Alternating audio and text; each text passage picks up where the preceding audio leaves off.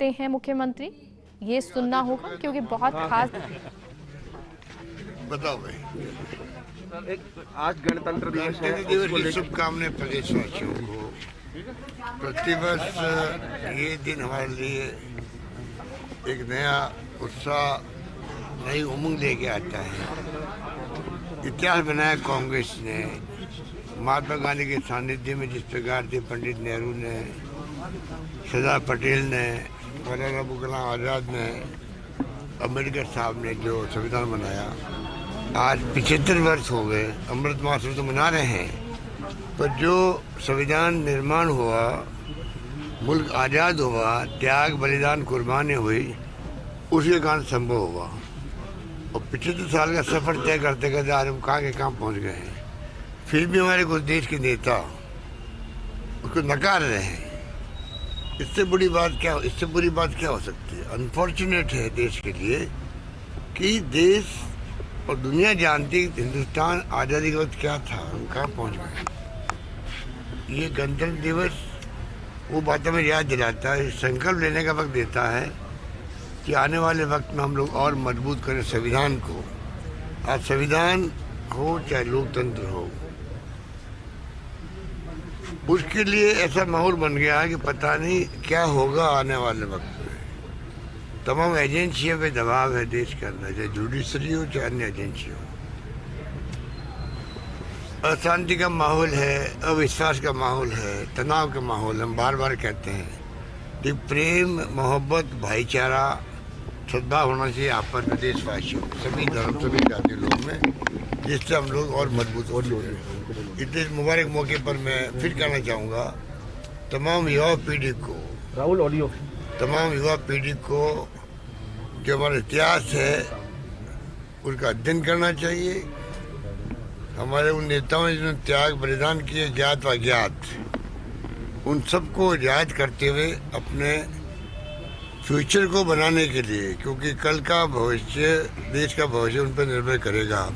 युवा पीढ़ी में अच्छे संस्कार, संस्कृति, परंपराएं कायम हो, उस संविधान को सामने रख करके संकल्प लेके आगे बढ़े, ये मेरी शुभकामनाएं उनके प्रति भी है। सर, आपके कुछ युवा नेता तो पार्टी छोड़ के जा रहे हैं। आप कह रहे हैं कि अब आरपीएन कांग्रेस इतना बड़ा संगठन है, कांग्रेस एक आंदोलन की तरह देश के अंदर है। आज 135 साल का इतिहास अगर है, लंबा इतिहास है, तो आप सोच सकते हो कि इसके अंदर ये समुद्र की तरह है, समुद्र की तरह। इसमें पहले भी कई लोग गए, बड़े बड़े, उनको वापस आना पड़ा पार्टी के अंदर। ये इतिहास गवाह है। मैं नाम तो क्या लूँ लोगों के, परंतु आप जानते हो, देश जानता है, बड़े बड़े नेता पार्टी छोड़ के गए, वापिस आए। ये पार्टी का एक ऑरा है देश के अंदर, घर घर के अंदर है। आज भी एकमात्र पार्टी के सत्ता में नहीं है, एकमात्र पार्टी कांग्रेस पार्टी जो पूरी देश के हर गांव में बसेगी, हर घर में बसेगी, मिलेगी आपको। बाकी पार्टियां सत्ता में तो है, उनको कोई पूछता ही नहीं, नॉर्थ ईस्ट में नहीं पूछता है बीजेपी को, दक्षिण राज्यों में नहीं पूछ रहे इन लोगों को कोई भी। आज कांग्रेस चाहे सरकार में है या सरकार के बाहर है, हर घर में घुसी हुई है। कोई छोड़ के जाए कोई फर्क नहीं पड़ता है, जाए उसका स्वागत है, आए उसका स्वागत है। राहुल गांधी ने जो बात कही थी, नहीं भाई जाना हो तो जाओ, बाकी तो कम से कम लोग काम करें।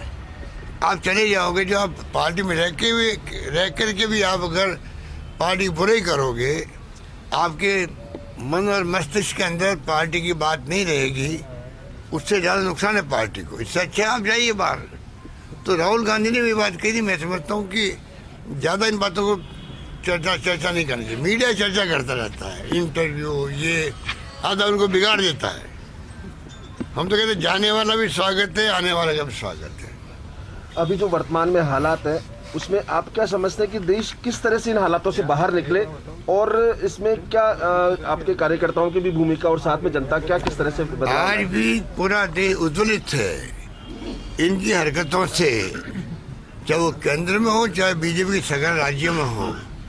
आज सब जगह सरकारें जो है फेल हो रही है, जनता उज्ज्वलित है, इनके कारनामों को समझ रही है, असहमति व्यक्त करने वाले जेल जा रहे हैं, वो राष्ट्र विरोधी हो गए, जबकि लोकतंत्र में तो असहमति और आलोचना भी उसका भी स्वागत करना चाहिए। इसलिए आज देश पूरा समझ रहा है, धीरे धीरे उनका ऑरा खत्म हो रहा है और जनता इनको सबक सिखाएगी। टाइम आने पर आप देखेंगे। गुलाम नबी लीग को भी लेकर चर्चाएं चल रही है सर। अब ये तो चर्चाएं चलती रहेगी। आप देखते हो कि आप खुद समझ सकते हो कि इनकी क्या तो अप्रोच है, क्या इनकी सोच है, वो सबके सामने आ रही है। देश में महंगाई बहुत भयंकर है, बेरोजगारी है, विस्फोटक रूप में बेरोजगारी है। आज नौजवान दुखी है पूरा देश का, उस पर चिंता नहीं हो रही इन लोगों को, इनको चिंता नहीं हो रही है। किसान बैठे रहे 1.5 साल तक, 1.25 साल तक, उसकी चिंता इनको नहीं है। तो लोग समझ गए जो वादे किए थे 14 के अंदर सरकार आने के पहले, वो वादे को याद कोई करता ही नहीं इनको। उन बातों को वापस पब्लिक के सामने ले आके आ जाओ तो इनको कुछ, हमें कुछ कहने की जरूरत ही नहीं पड़ेगी। जनता तो समझती है। धन्यवाद। गवर्नर साहब वाला जो आप कह रहे हो ना, ये गवर्नर साहब राजभवन से जो आपने ये जो बात उठी है, देखिए 5 एकड़ तक का कुर्की नहीं हो, इसलिए हमने सिविल प्रोसीजर कोड में हमने संशोधन किया असेंबली के अंदर और उनको गवर्नर साहब को भेजा हुआ है। वो गवर्नर साहब आगे भेजेंगे, केंद्र में भेजेंगे। हमारा मकसद उसके बारे में है। वो जब अगर केंद्र सरकार मान लेगी, संविधान संशोधन हो जाएगा, उसके बाद में किसानों की 5 एकड़ तक की जमीन कुड़क नहीं हो सकती है। ये हमारी भावना है। अब जो कोई विधायक का नाम जो है जिसके लिए कहा गया है, वो टेक्निकली वो नाम नहीं होगा, अलग बात है, पर कानून तो पास हो ही नहीं असेंबली के अंदर। ये तो रिकॉर्ड के अंदर है। राजभवन नहीं जानता इस बात को, तो राजभवन ने कह दिया भाई कि नहीं, इस नाम का कानून हमारे पास नहीं आया, तो नहीं आया है उनके पास में। वो सीवीसी का कानून जो संशोधन हुआ है वो उनके पास गया हुआ है, वो पेंडिंग है। ये बात हमने कहा। हम चाहेंगे कि किसी किसान की जमीन कुर्की क्यों हो, और 5 एकड़ तक का कम से कम गरीब किसान है। अगर वो कोई कांट्रेक्ट डिफॉल्ट हो गया तब भी जमीन कुड़क नहीं होनी चाहिए, हमारी मंशा है।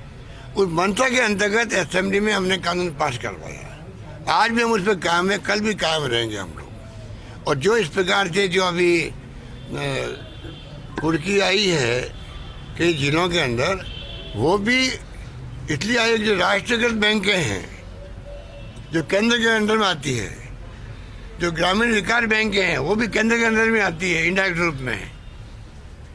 उनके जो कर्जे हैं चुका नहीं पा रहे थे, और कानून कहता है इसलिए वो कुर्की निकल गई उनकी। इसमें राज्य सरकार का कोई दोष नहीं है। और विपक्ष को पूछो, कानून आपकी सरकार का, बैंकें आपकी है, केंद्र सरकार की है बैंकें, उसकी कुर्कियाँ निकल रही है। आरोप सरकार पे लग रहे हैं, राजस्थान के ऊपर लग रहे हैं। हमने कर्जे माफ किए, ये उस पर गलतफहमी पैदा कर रहे हैं। अरे इनके जमाने के कर्जे भी हमने माफ किए हैं। इन्होंने 50,000 तक कर्जा माफ किया, हमने अनलिमिटेड कर दिया। जिस किसान का कर्जा माफ 50,000 किया, हमने उसका 1 लाख, 2 लाख, 2.5 लाख जितना भी था वो सब माफ कर दिया। फिर भी जनता को गुमराह कर रहे हैं। हमने कहा था कर्जे माफ करेंगे, हमारी बैंकों के कर्जे माफ होंगे। जो सरकारी केंद्र सरकार की बैंकें हैं उसके माफ हम कैसे कर सकते हैं? आज केंद्र की बैंकें हैं, उनके लिए प्रधानमंत्री को रिक्वेस्ट कर रहे हैं, वित्त मंत्री भारत सरकार को रिक्वेस्ट कर रहे हैं, भाई आप आगे आओ। अगर इंडस्ट्रियलिस्ट का कर्जा करोड़ों अरबों का माफ हो सकता है उनका एनपीए के नाम पर, तो किसान का एनपीए क्यों नहीं हो सकता? जिनके तो 5 लाख का, 10 लाख का, 2 लाख का कर्जे होते हैं, मामूली कर्जे होते हैं। हम बार बार कह रहे हैं भाई आप भी आगे आओ। उसमें हमने कहा है हम उसमें भी अपना हिस्सा देंगे, उनमें अपना हिस्सा देंगे, पर सेटलमेंट करके आप किसान को मुक्त करो, ये हमारी मांग है। यूपीए गवर्नमेंट ने बहुत 1000 करोड़ के कर्जे माफ किए थे, तो मोदी जी गवर्नमेंट क्यों नहीं कर सकती है? और गुमराह करे, पूरे प्रदेशवासियों को गुमराह कर रहे हैं। इनकी पोल सब असत्य बोलेंगे जितना ही लोग, जितने नेता बीजेपी के स्थानीय राजस्थान के नेता, ये सब एक्सपोज होते जा रहे हैं राजस्थान के अंदर। इसलिए बार बार चुनाव हारते हैं लोग। इनकी जनता जवाब दे रही। धन्यवाद। Thank you sir.